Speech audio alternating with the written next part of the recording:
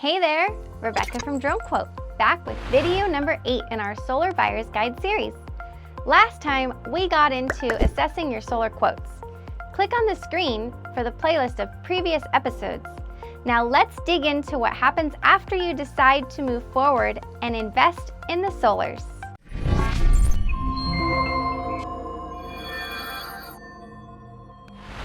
The path to green energy starts when you find the right contractor. If you're a DroneQuote IQ customer, we have already collected details like the slope of the roof, its condition, and features that make the roof unique, along with details about gas and electric utilities. You should also expect a technician from the installer you've selected to be on site collecting similar information. With a complete site assessment, work can start on your solar design. The installer's engineering team will assemble something that goes into your local city or township permitting department. You should know the following about the start of the design and permitting process. Sometimes designs change for one reason or another. Too many to list, but the gist is it happens. As a matter of fact, hit the comments below if some oddity about your home changed your solar layout.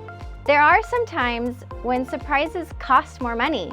Again, too many variables to address, just take my word for it. It happens and is not unheard of.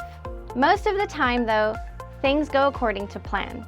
In the permitting phase, the solar installer is waiting for the design plans to be reviewed and approved by the local officials. In some areas, the permitting can be obtained online. In others, you must drop them off in person, so processing times vary.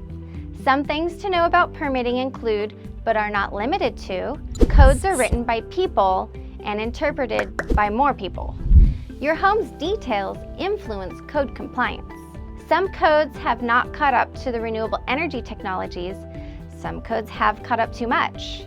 System designs are subject to change to meet the code. With an approved permit in hand, you are ready to schedule your project start date. That is the design and permitting phase of your solars. Stay tuned for the last video in the DroneQuote Solar Buyer's Guide about owning your solars.